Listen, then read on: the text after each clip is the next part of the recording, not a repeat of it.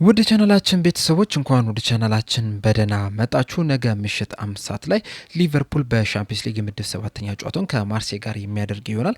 ከዛ ጨዋታ በፊትም አሰልጣኝ አርነ ስሎት እንደዚሁም ሚሎስ ኬርኬዝ ከጋዜጠኞች ጋር ቆይታ አድርገው ነበር። በዛ ቆይታቸውም የተለያዩ ጥያቄዎችን ተጠይቀው ለነዛም ምላሽ ሰጥተዋል። ምን ተጠየቁ፣ ምንስ መለሱ የሚለውን ይዤላችሁ መጥቻለሁ። እስከ መጨረሻው ደቂቃ ድረስ አብራችሁን ቆይታችሁ እንድትከታተሉት በአክብሮት እጋብዛለሁ። ሰብስክራይብ፣ ላይክ፣ ሼር ያደረጋችሁም የቻናሉ ቤተሰብ እንድትሆኑ በአክብሮት እጠይቃለሁ። ደውሏንም በመጫን ሁልጊዜም ሊቨርፑል የሚመለከቱ አዳዲስ ፕሮግራሞችን አዳዲስ ዘገባዎችን ይዤ ስመጣ ወደ እናንተ ቶሎ እንዲደርስ ማድረግ ትችላላችሁ። አሁን በቀጥታ ወደ ጋዜጣዊ መግለጫው የምንገባ ይሆናል። አብራችሁን ቆዩ። በመጀመሪያም ከጋዜጠኞች ጋር ቆይታ ያደረገው ሚሎስ ኬርኬዝ ነበረ። በመጀመሪያም በዚህ ሰዓት የቡድኑ ስሜት እንዴት ነው? በተለይ ደግሞ ቅዳሜ ከበርንሌ ጨዋታ በኋላ ደጋፊው ተቃውሞ አሰምቷልና ከዛ በኋላ የቡድኑ ስሜት ምን ይመስላል የሚል ጥያቄን ተጠይቆ ነበረ። እሱም በምላሹ በእርግጥ ደጋፊው ለምን እንደተቃወመ ይገባኛል። እንደዚሁም ደግሞ የመናገርም ነጻነት አላቸው።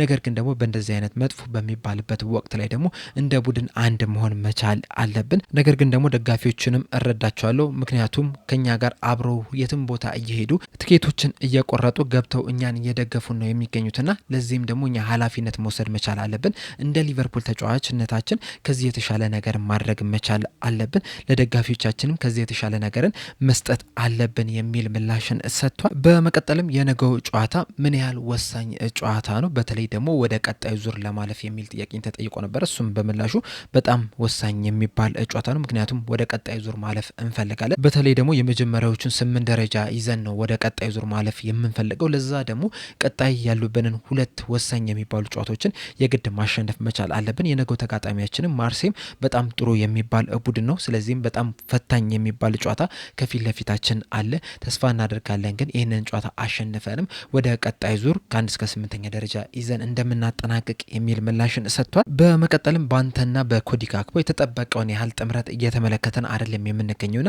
ምን ይመስላል ችግሩ? እንደዚሁ በዚህ ዙሪያ ከኮዲ ጋክፖ ጋር ተነጋግረሃል ወይ የሚል ጥያቄን ተጠይቆ ነበረ። እሱም በምላሹ ችግር አለ ብዬ አላስብም፣ ከኮዲ ጋክፖ ጋርም ጥሩ እየተጫወትክ ነው ብዬ ነው የማስበው። እናም የኔም ዋናው ስራ ደግሞ ኳሱን ለሱ መስጠት፣ ከዛ በኋላ ኦቨርላፕና አንደርላፕ ያደረኩኝ ለሱ የሚሆን ስፔስ መፍጠር ነው። ከዛ በኋላ ግን ባገኘው ኳስ ባገኘው ስፔስ ግን የመጨረሻውን ውሳኔ የሚወስነው እሱ ነው። በመሀላችንም እንግዲህ ጥሩ ግንኙነት አለ ብዬ ነው የማስበው። የበለጠ ጥሩ እንዲሆንም ደግሞ በትሬኒንግ ቦታዎች ላይ ትሬኒንጎችን እያደረገን ነው የምንገኘው። ኮምባይንድ አድርገንም አንድ ላይ በመሆንም የተለያዩ ነገሮችን እየሞካከረን ነው የምንገኘው የሚል ምላሽን ሰጥቷል። በመቀጠልም አሁን እያሳየው ያለው ብቃትን እንዴት ትመለከተዋለህ የሚል ጥያቄን ተጠይቆ ነበረ።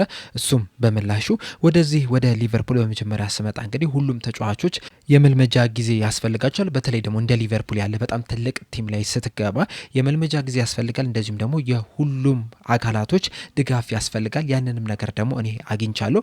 ከተጫዋቾቹም ከአሰልጣኞቹም ድጋፍ ሲደረግልኝ ነበርና ያለፈውን ወር እንግዲህ በጣም ድንቅ የሚባል እንቅስቃሴን አድርጌያለሁ ብዬ አስባለሁ። ነገር ግን ደግሞ ባሳየሁት እንቅስቃሴም አሁን ላይ ረክቻለሁ ብዬ አላስብም። ከዚህ የተሻለ ነገርን ማድረግ እፈልጋለሁ። ለዛም ደግሞ ሁሉም ሰው ድጋፍ ይሰጠኛል ብዬ አስባለሁ የሚል ምላሽን ሰጥቷል። በመቀጠልም ከበርንሌ ጨዋታ በኋላ ቨርጂል ቫን ዳይክ ከ60ኛው ደቂቃ በኋላ ኬርለስ ነበርን፣ ስሎፒ ነበርን የሚል አስቴትን ሰጥቶ ነበርና በዚህ ዙሪያ ያለ ሀሳብ ምንድን ነው ተብሎ ተጠይቆ ነበረ።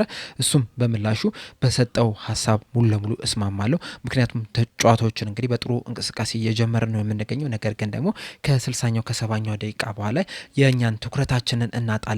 ስሎፒም ስንሆን መመልከት እችለናልና ያ ምናልባትም የታክቲክ ዲሲፕሊናችንን ባለመጠበቃችን እንደዚሁም ደክሞንም ሊሆን ይችላል። ነገር ግን ደግሞ ምክንያቱ ምንም ቢሆን ምንም ከዚህ የተሻለ ነገር ማድረግ መቻል አለብን። ሙሉ 90 ደቂቃ እስከሚጠናቀቅ ድረስ ፎከስ ማድረግ አለብን። ትኩረታችንን መሰብሰብ መቻል አለብን። እናም ይህንን ነገር ለማሻሻልም በዚህ ላይ እየሰራን ነው የሚል ምላሽን ሰጥቷል። በመቀጠልም አሰልጣኝ አርነ ስሎት ከበርነማውዝ አሰልጣኝ ከሆኑት ከኢራዮላ ለየት ያለ ነገርን ይጠይቃል ወይ እንደዚሁ ሮበርትሰን ጋር አብሮ መጮት ምን የሰጠ ጥቅም አለ ተብሎ ተጠይቆ ነበረ። እሱም በምላሹ አሰልጣኝ አርነ ስሎትና አሰልጣኝ ኢራዮላ በጣም የተለያዩ አሰልጣኞች ናቸው። የተለያዩ ፊሎሶፊም የሚጠቀሙ አሰልጣኞች ናቸው። ነገር ግን አሰልጣኝ አርነ ስሎት ያዘዘኝን ሁላ ነው የምተገብረው፣ እሱ ያለኝን ነገር ሁላ እያደረግኩ ነው የምገኘው። እንደዚሁም ደግሞ ከሮበርትሰን ጋር አብሮ መጮት ራሱ በጣም ትልቅ ጥቅም ሰጥቶኛል። ሮበርትሰን የሊቨርፑል ሌጀንድ የተባለ ተጫዋች ነው። ከዚህ በፊትም እስከዛሬ ድረስ በሊቨርፑል ቆይቶም በጣም አስደናቂ የሚባሉ ነገሮችን ማድረግ ይችላል።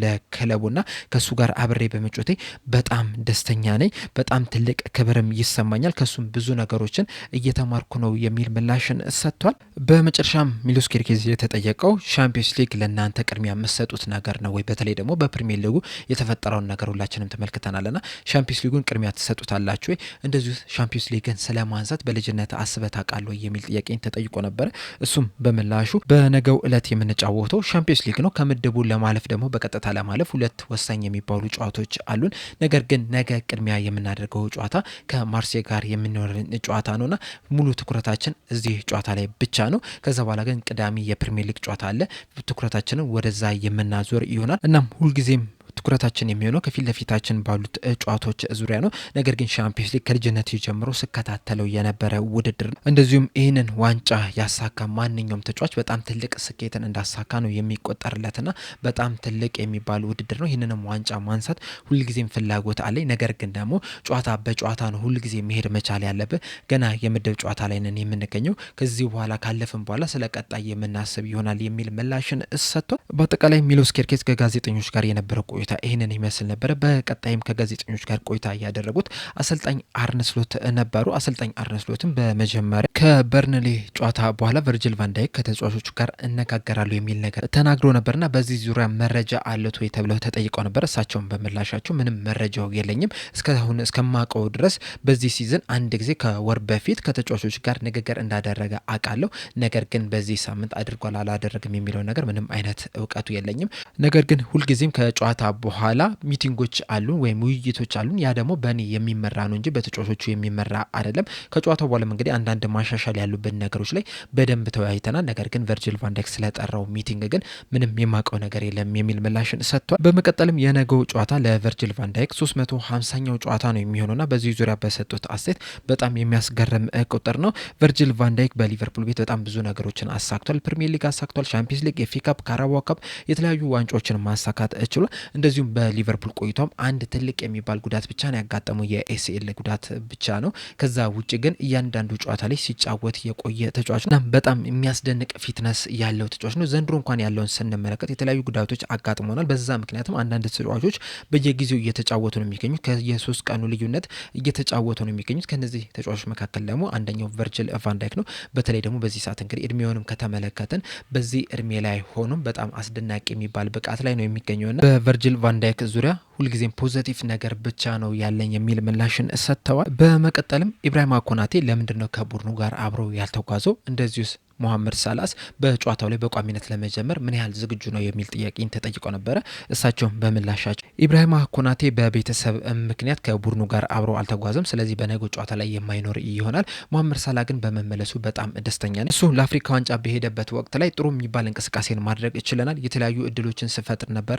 ብዙ እድሎችም ደግሞ ሲፈጠሩብን አልነበረም እና ብዙ ቻንሶችን ክሬት የምታደርግ ከሆነ ኳሱን በጣም የምትይዝ ከሆነ ደግሞ እንደ ሞሐመድ ሳላ አይነት ጎል አስቆጣሪ ተጫዋች ያስፈልጋል። ምክንያቱም ሁልጊዜም ጀጅ የምትደረገው ጨዋታን አሸንፋል ወይስ አላሸንፍክም በሚለው ነው እንጂ ብዙ እድሎችን ፈጥራል ወይስ አልፈጠርክም በሚለው አይደለምና ጨዋታዎችን ለማሸነፍ ደግሞ እንደ ሞሐመድ ሳላ አይነት ተጫዋች በቡድን ውስጥ ሲኖሩ በጣም ጥሩ ነው። አሁን ለምሳሌ በበርንሌ ጨዋታ ላይ ስንመለከት ብዙ እድሎችን ፈጥረን ነበር። ምናልባት ሞሐመድ ሳላ ከቡድኑ ጋር ሆኖ ቢሆን ኖሮ የነዛን እድሎች ወደ ግብነት የመቀየር እድል ይኖረንና ጨዋታውን አሸንፈን እንወጣ ነበርና ሞሐመድ ሳላ ወደ ቡድኑ በመመለሱ በጣም ደስተኛ ነኝ የሚል አስተያየትን ሰጥተዋል። በመቀጠልም ከዚህ በፊት ወደ ማርሴይ ስቴዲየም መጥተው ነበረ። በዛ ጨዋታ ላይ እንግዲህ ከፌኖርድ ጋር ወደ ቀጣይ ዙር ማለፍ ችለው ነበረ። ለዛም ለማለፋቸውም እንደ አንድ ምክንያት የነበረው ደግሞ በሜዳው ላይ የማርሴይ ደጋፊዎች አለመኖራቸውና በነገው ጨዋታ ላይ ግን ሙሉ ለሙሉ የማርሴይ ደጋፊዎች ይኖራሉና ያንን ድባብ እንዴት ትመለከቱታላችሁ የሚል ጥያቄን ተጠይቀው ነበረ። እሳቸውም በምላሻቸው በዚህ ስቴዲየም ላይ ጥሩ ትውስታ አለኝ፣ ከፌኖርድ ጋር ወደ ኮንፈረንስ ሊግ ፋይናልም ያለፍኩበት ስቴዲየም ነው የነበረው። ነገር ግን ያ ትውስታ ለነገ ጨዋታ ምንም አይነት ጥቅም አይሰጠኝም። የነገው ጨዋታ በጣም ከባድ ጨዋታ እንደሚሆን ነው የምንጠብቀው።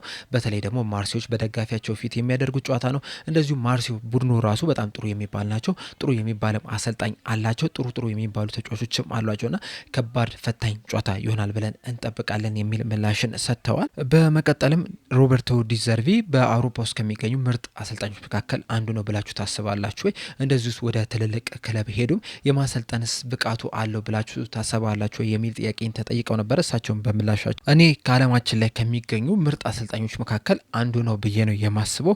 ሁልጊዜም እንግዲህ አንድን አሰልጣኝ ጀጅ ማድረግ ያለብን በሚያነሳቸው ዋንጫዎች ብቻ አይደለም፣ እንዴት አይነት አጨዋወትን የሚጫወቱ የሚሉትን ነገሮች ራሱ መመልከት መቻል አለብን። እንደዚሁም በዚህ ሰዓትም ሮበርቶ ዲዘርቪ በጣም ትልቅ የሚባል ቡድንን እያሰለጠነ ነው የሚገኘው ኦሎምፒክ ማርሴን። ምክንያቱም ታሪኩን ከተመለከትን ማርሴ በጣም ትልቅ የሚባል ቡድን ነው። ምናልባት እኔ በትልልቅ ቡድኖች ውስጥ የስራ ቀጣሪ ወይም ደግሞ የአሰልጣኝ ቀጣሪ ብሆን ሮበርቶ ዲዘርቪ ከመመለከታቸው አሰልጣኞች የመጀመሪያዎቹ ዝርዝር ውስጥ የምመለከተው አሰልጣኝ ነው። ሁልጊዜም የእሱን አጨዋወት ወዶ ነበር። በተለይ ደግሞ በብራይተን እያለ ሲያሳየው የነበረውን እንቅስቃሴ በጣም ነበረ የምወደለት። ሁልጊዜም እመለከተውም ነበረ።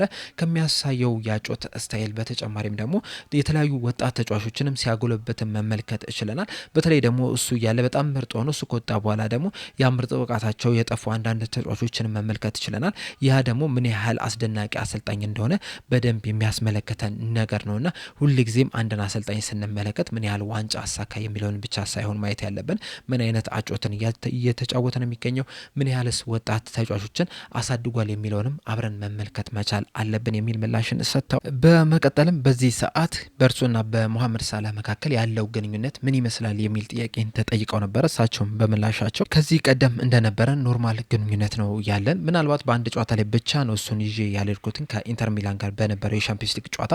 ከዛ በኋላ ግን በብራይተን ጨዋታ ከ15 ከ20ኛው ደቂቃ በኋላ ተቀይሮ ገብቶ እንቅስቃሴ ማድረግ ችሏል። 2-0 በሆነው ውጤትም ማሸነፍ ይችላል። ከዛ በኋላ እንግዲህ ለአፍሪካ ዋንጫም ሄዶ ነበረ። አሁን ላይ ተመልሷል። ልምምድም መስራትም ችሏል። ዛሬም አናግሬው ነበርና ኖርማል የሆነ ግንኙነት ነው ያለን። በአፍሪካ ዋንጫው ላይም ለግብጽ ብሔራዊ ቡድን ጎሎችን ሲያስቆጥር ነበረ። ጥሩ የሚባል እንቅስቃሴም ሲያደርግ ነበረ። ምንም እንኳን ግብጽ ወደ ፍጻሜ ባታልፍም ማለት ነው፣ ሌሎችም ጥሩ የሚባሉ ቡድኖች ስለነበሩ፣ ነገር ግን መሐመድ ሳላህ ጥሩ የሚባል እንቅስቃሴ ማድረግ ችሏል። ጎሎችንም ማስቆጠር ችሏል። አሁን ላይም እንግዲህ ወደ ሊቨርፑል ተመልሷል። በዛም በጣም ደስተኛ። በተለይ ደግሞ በዚህ ሰዓት በቡድናቸውን ውስጥ የተለያዩ ተጫዋቾች ጉዳት ላይ ነው የሚገኙት። ካሉት ተጫዋቾች ራሱ ተፈጥሯዊ የክንፍ ተጫዋቾች ያሉን በጣም ጥቂት ናቸው። ምናልባትም የክንፍ ተጫዋች ሆኜ ስጫወት ነው ደስተኛ የምሆነው የሚሉት መሐመድ ሳላህና ኮዲ ጋክፖ ብቻ ናቸው። በእርግጥ እዛ ቦታ ላይ መጮት የሚችሉ ሌሎች ተጫዋቾች አሉን። አሁን ለምሳሌ ፍሎሪን ቪርትስና ጀረሚ ፍሬምፖንግ በክንፍ ላይ መጮት ይችላሉ። ነገር ግን ደግሞ የትኛው ቦታ ላይ በተጫወቱ ትወዳላችሁ ብዬ በጠይቃቸው ግን ያንን ቦታ ይመርጣሉ ብዬ አላስብም። በእርግጥ ጀረሚ ፍሬምፖንግ በጣም አስደናቂ የሚባል እንቅስቃሴ እያደረገ ነው የሚገኘው ከአርሰናል ጋር በነበረው፣ እንደዚሁም ከዛ በፊትም ከዛ በኋላም በተደረጉ ጨዋታዎች ላይ በክንፍ እየተጫወተ ለተጋጣሚ ቡድኖች ምን ያህል አደገኛ ተጫዋች መሆን እንደሚችል በደንብ መመልከት ችለናል። በእርግጥ በበርንሌ ጨዋታ ላይ በቀኝ ክንፍ ተከላካይ መስመር ላይ ነው ሲጫወት የነበረው። ነገር ግን ደግሞ በቀኝ ክንፍ የአጥቂ ቦታ ላይ መጮት የሚችል እድሎችንም መፍጠር የሚችል ተጫዋች። እዛም ቢሆንም ግን የመሐመድ ሳላህ መመለስ ለእኛ በጣም ትልቅ ጠቀሜታ ይኖረናል። መሐመድ ሳላህ ባልነበረበት ወቅት ላይ እንግዲህ ጥሩ የሚባል እንቅስቃሴ ስናደርግ ነበር፣ የተለያዩ እድሎችንም ስንፈጥር ነበረ እና መሐመድ ሳላህ በመመለሱ ደግሞ እነዚህን እድሎች ወደ ግብነት ይቀይራል የሚል እምነት አለን። በተለይ ደግሞ በሻምፒዮንስ ሊጉ እንግዲህ እስካሁን ድረስ ለሊቨርፑል 45 ጎሎችን ማስቆጠር ይችላል። ከሱ በመቀጠል እንግዲህ ብዙ ጎሎችን ማስቆጠር የቻሉ በዚህ በሊቨርፑል ስኳድ ውስጥ ካሉ ተጫዋቾች ቨርጂል ቫን ዳይክ ነው በ5 ጎሎችና መሐመድ ሳላህ ምን ያህል አስደናቂ ተጫዋች እንደሆነ እንግዲህ በዚህ መመልከት እንችላለንና ምናልባትም በእነዚህን ጎሎች በሚያስቆጠርበት ሰዓት የነበረውን ብቃት ከዚህ በኋላ የሚደግም ከሆነ ከዚህ በኋላም ብዙ ጎሎችን ያስቆጥራል ብለን በእርግጠኝነት መናገር እንችላለን። ይህንን ነገር እንግዲህ በነገው ጨዋታ ላይ እንመለከታለን ብዬ ተስፋ አድርጋለሁ የሚል ምላሽን ሰጥተዋል። በመቀጠልም በዚህ ሰዓት ሊቨርፑል ከአሎንሶ ጋር ስሙ እየተያዘ ነው የሚገኘው ነው። ምናልባትም እርሶ ከስራው ተነስቶ አሎንሶ ሊሾም ይችላል እየተባለ ነው የሚገኘው። በዚህ ጭምጭምታ ዙሪያ ያሉት ሀሳብ ምንድን ነው?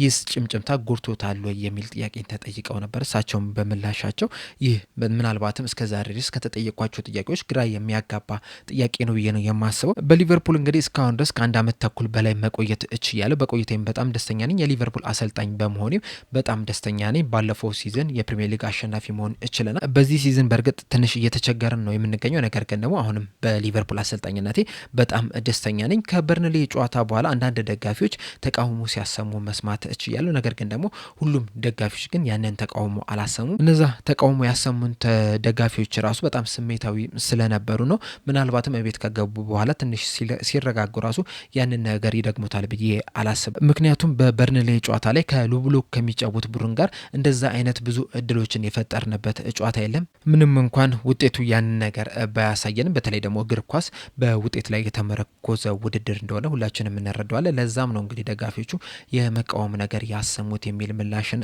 ሰጥተው፣ በመጨረሻም በዶሚኒክ ሶብዝ ላይ ዙሪያ በሰጡት አስተያየት ዶሚኒክ ሶቦስላይ በዚህ ሰዓት በክለቡ ውስጥ ካሉ ምርጥ ተጫዋቾች መካከል አንደኛውን እንደዚሁም ደግሞ በመሀል ሜዳው ላይም ካሉ ምርጥ ተጫዋቾች መካከል አንደኛው ነው። በእርግጥ ይህንን ተጫዋች በመሀል ሜዳ ላይ ብቻ አይደለም እያጫወትኩት የሚገኘው በቀኝ ክንፍ ተከላካይ መስመር ላይ፣ በቀኝ ክንፍ የአጥቂ ቦታ ላይ፣ በግራ ክንፍም የአጥቂ ስፍራ ላይ እንደ ፉልስናይንም ስጠቀመው ነበር። በእነዚህ ቦታዎች ላይ ራሱ በጣም ምርጥ የሚባል ብቃቱንም ማስመልከትም ችሏል። ጎሎችንም እያስቆጠረ ነው የሚገኙ በዚህ ሲዝን። ከዛ በተጨማሪም ደግሞ የእሱ የአይምሮ ጥንካሬ ራሱ በጣም የሚያስገርም ነው። ይህንንም ነገር ደግሞ በአንዳንድ ጨዋታዎች ላይ በደንብ የተመለከትንበት ሁኔታም አለና በጣም ምርጥ ከሚባሉ ተጫዋቾች መካከል አንደኛው ነው። ላለፉትም 2 ዓመት ተኩልም በሊቨርፑል ቤት ይህንን ነገር ሲተገብር ነው የነበረው። እኔ በበኩሌ ባለፉት 1 ዓመት ተኩል አካባቢ በእርግጠኝነት ሲያደርግ የነበረው እንቅስቃሴ በጣም አስገራሚ እንደነበረ መናገር ይቻላል። ከዚህ በኋላም እንግዲህ በሊቨርፑል ቆይተው ይህንን አስደናቂ ብቃቱንም ይቀጥላል ብዬ አስባለሁ የሚል ምላሽን ሰጥቷል። በአጠቃላይ እንግዲህ